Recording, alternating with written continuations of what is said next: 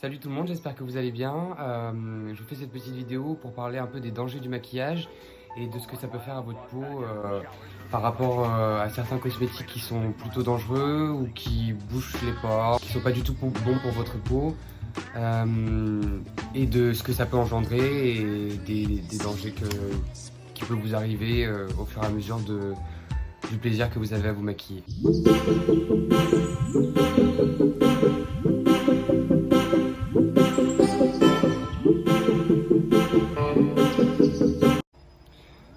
Du coup, j'ai déjà tracé mes sourcils et appliqué du correcteur. Je voulais commencer par parler avec vous de l'acné cosmétique parce que, comme vous pouvez voir, j'en ai encore un peu de reste par rapport à ce qui m'est arrivé il y a un an. J'ai utilisé certains produits qui n'étaient pas du tout, je dirais même pas adaptés, mais plutôt pas du tout conseillés en fait pour du maquillage. En fait, c'était pas du tout quelque chose qui était c'est pas un produit qui devrait exister normalement, pas surtout en France. Pas quelque chose qui devrait abîmer votre peau, alors que le maquillage normalement de base c'est censé être un plaisir. Et du coup ça m'a développé une acné, on va dire cosmétique. En gros, une acné cosmétique, c'est une acné qui se développe par rapport en fait à un maquillage avec une composition, je dirais douteuse. Et c'est quelque chose en fait que vous n'avez pas de base et qui va s'amplifier ou alors enfin pour ma part ça s'est développé en même pas 2-3 jours d'application de fond de teint. C'est un des fonds de teint que je me suis débarrassé super vite parce que ils étaient super, enfin je sentais que c'était, ça me faisait des boutons au bout des 2 premiers jours. On était sur quelque chose en fait qui obstruait les pores mais qui vraiment qui bouchait les pores et qui en fait te créait une sorte d'acné, je dirais même une mini kyste. On est sur quelque chose qui te détruisait la peau et qui est normalement pas censé avoir cet effet là sur ta peau. Et du coup je me suis aperçu avec des faibles budgets bien évidemment qu'il y avait certains produits qui étaient pas du tout adaptés et pas du tout faits pour la peau. Il y en a certaines il y a certaines peaux qui sont résistantes plus que d'autres, mais à en voir ce que ça faisait sur ma peau, franchement j'étais un peu choqué. Et puis même qu'on arrive à vendre ça en fait dans des grandes surfaces ou autres magasins, qui produisent du maquillage et qui ne sont pas du tout spécialisés dans ça de base.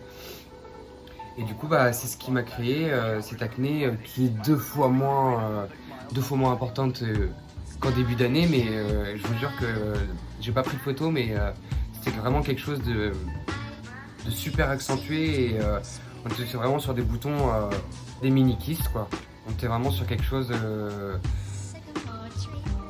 était vraiment sur une composition qui n'était pas super top. Et du coup je voulais en venir à ça aussi au niveau des produits et de leur composition, c'est que sur certains produits et certaines marques, ils se prennent pas la tête.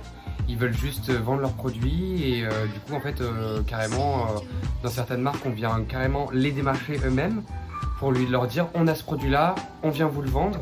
Et du coup on aimerait que vous ne touchez pas, en gros vous le vendez comme ça, il est déjà produit, la composition est déjà faite. Donc en fait on a juste besoin d'acheteurs pour pouvoir le vendre. Et du coup en fait le revendeur dans ce cas là il n'a aucune visibilité sur ce produit là.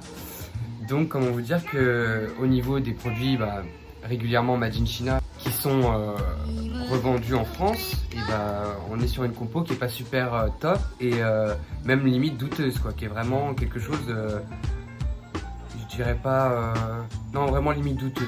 Du coup pour en revenir à cette composition, je vous conseillerais plus de privilégier plutôt quelque chose qui déjà fait que du maquillage ou qui reste dans la beauté, plutôt que quelque chose qui vous vend un produit de maquillage mais qui fait tout autre chose, qui peut vous vendre des chaussures. Enfin, je dirais pas de grandes marques, mais on a plusieurs marques qui font du maquillage mais qui en autre temps vendent d'autres produits. Pour les personnes qui n'étaient pas informées ou qui ne le savaient pas encore. Après, on est en 2019, on est super informé un peu partout. Franchement, faites super gaffe à ce que vous utilisez. C'est quand même un plaisir le maquillage, donc n'hésitez pas à vraiment regarder sur la compo, Moi je suis pas super fort en compo, mais j'essaie vraiment de me renseigner. Après ma peau elle-même comment dire, me transmet des informations, parce que votre peau aussi, elle vous transmet beaucoup d'informations, c'est-à-dire que si elle adhère pas le produit, elle va vous le faire comprendre, ressortir. Vous de vous-même, ou alors des fois vous pouvez sentir carrément une sensation de picotement. J'ai déjà eu une sensation limite c'était gênant, le fond de teint était gênant, en continuant sans m'en douter, je l'ai gardé toute la journée et on en arrivait à des choses comme ça. Donc pourquoi je voulais vous informer par rapport à ça. D'un maquillage aussi à bas prix.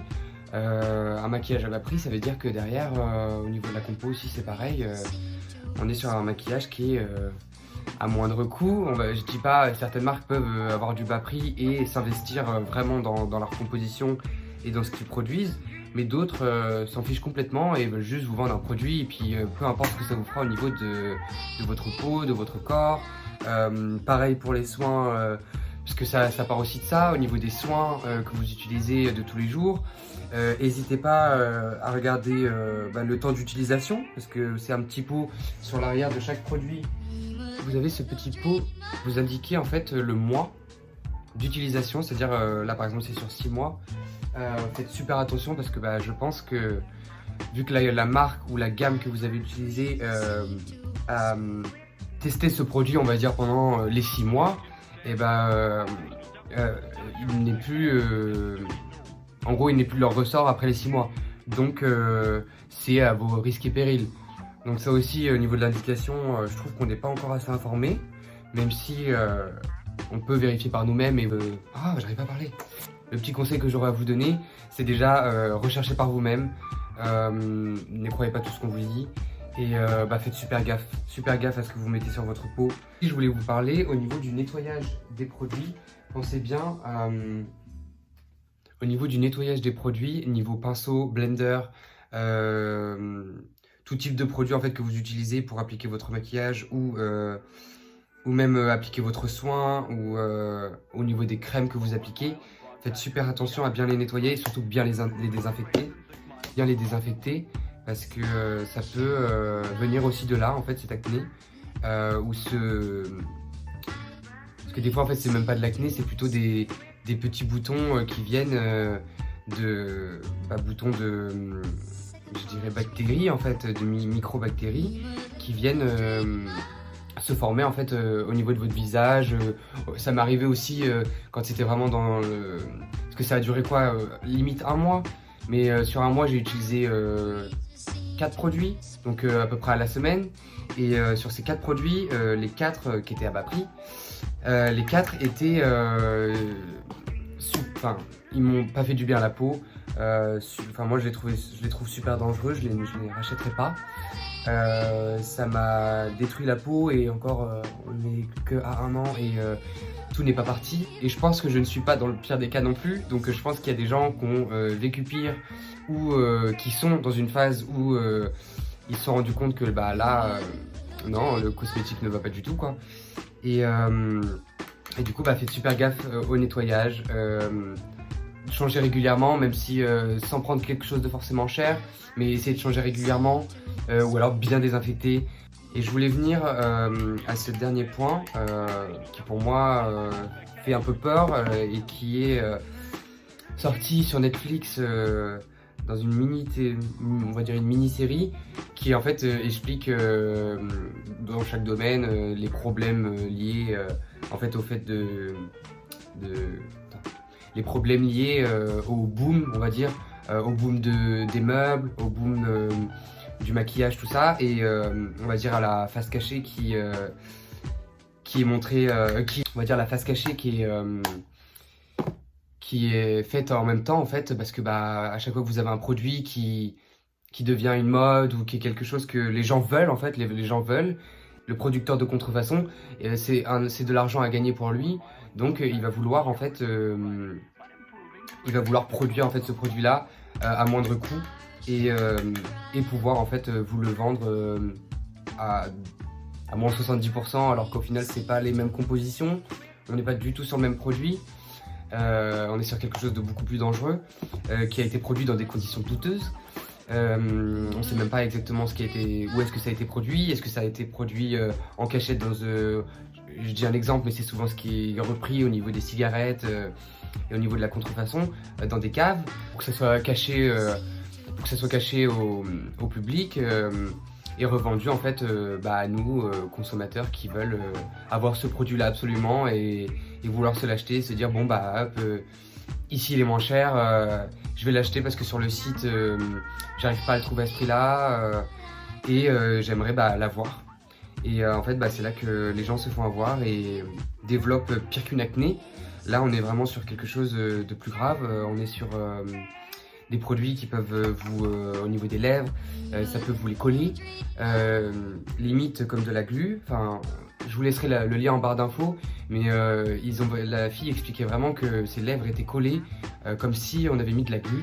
C'est-à-dire qu'en fait au niveau de la composition, on n'est pas du tout sur un truc hydratant ou quelque chose pour les lèvres. En fait on est juste sur quelque chose qui fait pour ressembler à la gamme, à la marque, et en fait on vous le vend comme si c'était le produit de la marque ou alors le produit miracle qui ressemble à 2 gouttes d'eau à la marque. Et du coup sur ce sujet là, franchement la contrefaçon, ne vous faites pas avoir. Après je pense qu'il y a des signes, c'est-à-dire que si c'est pas sur le site officiel de la personne ou de la gamme ou de la marque qui vend ces produits là, déjà c'est un premier signe d'alerte. Et si aussi vous avez des promos, comment je dirais, des promos de folie, des promos qui vous disent moins 70%, moins 80%, ou alors des promos du fast, la vente rapide quoi, du fast, je sais plus comment on dit le mot, mais de la vente rapide en gros, on vous dit il n'y a que 24 heures pour acheter ce produit, sinon il revient au prix initial, donc en fait il faut l'acheter maintenant, et en fait vous vous faites avoir dans le sens où le fait d'acheter vite, tu vérifies moins, tu regardes moins au niveau de d'où ça vient, de la provenance, et du coup c'est là qu'on peut se faire avoir aussi un peu plus au niveau de ces produits là. Et du coup ce que j'aurais à vous dire par rapport à tout ça, c'est que faites super attention. Je pense que courant 2020, va y avoir de plus en plus de gens qui vont dénoncer ça. Et pas que par rapport au maquillage, par rapport à tout, dans tous les domaines. Déjà l'année 2019 a été bien chargée en... Comment dire, je sais pas comment dire. En 2019 maintenant, t'arrives à avoir des informations sur tout. C'est-à-dire que si tu es intéressé ou si tu as envie de rechercher quelque chose qui t'intrigue ou tu aimerais en savoir plus, tu peux être informé. On est informé déjà bien assez, mais je pense que le courant 2020 et les années qui vont suivre va faire que les choses vont vraiment bouger et que on va mettre à jour en fait tous les produits qui sont vraiment, on va dire, je dirais néfastes pour le corps, la peau. Au niveau des soins, de l'alimentation, je pense que on va partir dans quelque chose qui va plus exprimer la génération, parce qu'on évolue aussi. Et je trouve qu'au niveau de tout ça, au niveau des produits contrefaits ou alors produits dans des régions, pays ou douteux, ou qui peuvent fournir des choses fait assez rapidement et même parfois sorties quelques jours après la gamme qui l'a sorti réellement, et qui va pendant la vente de ce produit-là qui vient de sortir, ou alors après la vente quand il y a du off-sold, et en fait les gens vont chercher à savoir où est-ce que le produit est vendu, sur quel autre site, qui revend ce produit, et toutes ces choses-là qui font qu'en fait les gens achètent et se bousillent la peau. Franchement, en conclusion, moi ce que j'aurais à dire, c'est que faites super gaffe à ce que vous mettez sur votre peau, parce que ça revient pas. Si vraiment c'est irréversible, ça reviendra pas. Au niveau aussi des soins et tout, je suis moins informé, mais et puis il y a peut-être moins de risques parce que les gens achètent plus en grande surface, plus des produits qu'ils connaissent, c'est quelque chose qu'ils ont l'habitude d'utiliser. On va pas être sur quelque chose qui va être sain pour vous. Et du coup, je trouvais que c'était important d'en parler et de pouvoir mettre ça en avant parce que du coup, je trouvais qu'il n'y en avait pas beaucoup qui en parlaient. Cette semaine, il y en avait quelques-uns qui en ont parlé. J'étais content parce que dénoncer ce genre de choses, je trouve que c'est plutôt... c'est pas pour dire tel produit là, il est nul, celui-ci il est mieux. C'est plus pour parler en fait de cas général. Faites attention pour vous, le produit est différent. Donc faites attention aussi, quelqu'un peut vous dire oh celui-là il est génial et tout, je l'ai testé, voilà, mais à vous il ne peut pas vous convenir aussi parce que en fait vous n'avez pas le même type de peau, on n'est pas du tout sur la même, on n'est pas sur la même, comment dire, votre peau accepte pas la même chose. Moi j'en connais beaucoup et la plupart en fait n'ont aucun problème, mis à part certains amis, mais la plupart n'ont aucun problème en fait avec certains produits, ils peuvent utiliser n'importe quel produit, il n'y a pas de souci. Mais quand je vois les dégâts que ça fait sur une peau et que on puisse vendre ça surtout, et que des grands magasins osent mettre ça en vente pour le consommateur en fait, et que le consommateur, on sait très bien qu'il va pas, le consommateur lambda qui travaille, fait ses courses, qui fait sa vie quoi, et ne va pas vérifier, ne va pas prendre le temps de voir tout ça. Moi j'essaie de plus m'informer parce que ça fait un peu peur. On est dans un monde en fait où au final c'est ça, hein, parce que je parle de ce truc là parce que j'aime le maquillage, j'aime en parler et j'aime me maquiller. Mais en fait ces gens là, moi ce que je vois c'est que en fait ce qu'ils veulent juste c'est du business, c'est de l'argent et le fait de pouvoir en fait juste vendre leurs produits puis hop c'est vendu. Les dégâts sur la peau de leurs clients ils s'en foutent. Et de tout ce qui peut arriver en fait en Alex, en fait c'est vendu et puis voilà. Donc c'était tout pour moi pour aujourd'hui, j'espère que ça vous a aidé, peut-être informé pour certains, d'autres si vous l'avez déjà su, si vous êtes déjà informé ou si vous l'avez déjà vu quelque part, si ça a pu vous réconforter dans vos choix, si certaines marques ou certaines choses que vous utilisez vous semblaient un peu douteuses ou qui vous donnaient un rendu un peu bizarre, que ça vous a aidé. Du coup j'espère que vous avez aimé la vidéo, n'hésitez pas à vous abonner et à laisser un petit j'aime sur la vidéo si elle vous a plu.